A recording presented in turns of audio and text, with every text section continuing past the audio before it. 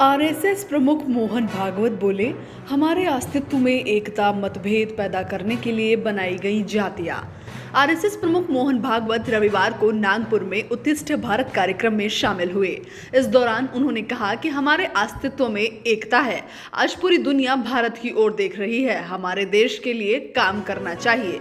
राष्ट्रीय स्वयंसेवक संघ के प्रमुख मोहन भागवत रविवार को उत्कृष्ट भारत कार्यक्रम में शामिल हुए। इस दौरान उन्होंने कहा, हम अलग दिख सकते हैं, हम अलग अलग चीजें खा सकते हैं, लेकिन अस्तित्व में एकता है। आगे बढ़ना कुछ ऐसा है जो दुनिया भारत से सीख सकती है। आरएसएस प्रमुख मोहन भागवत ने रविवार को कहा कि पूरी दुनिया विविधता के प्रबंधन के लिए भारत की ओर देख रही है।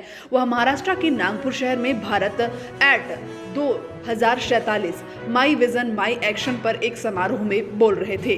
भागवत ने आगे कहा कि जब विविधता को कुशलता से प्रबंधित करने की बात आती है तो दुनिया भारत की ओर इशारा करती है। दुनिया विरोधाभासों से भरी है, लेकिन द्वैत का प्रबंधन केवल भारत से ही होगा।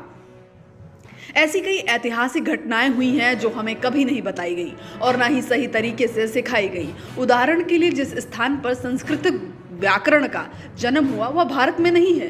क्या हमने कभी एक सवाल पूछा कि ऐसा क्यों है? उन्होंने आगे बताया कि यह मुख्य रूप से इसीलिए है क्योंकि हम पहले अपने ज्ञान को भूल गए थे और बाद में विदेशी आक्रमणकारियों ने भूमि पर कब्जा कर लिया था, जो मुख्य रूप से उत्तर पश्चिम क्षेत्र से आए थे। आरएसएस प्रमुख ने आगे कहा कि हमने अनावश्यक रूप से जाति और अन्य समान संरचनाओं को महत्व दिया है। उन्होंने आगे कहा कि काम के लिए बनाई गई प्रणालियों का इस्तेमाल लोगों और समुदायों के बीच मतभेद पैदा करने के लिए किया गया था। फिलहाल के लिए इतना ही। आप बने रहें हमारे साथ।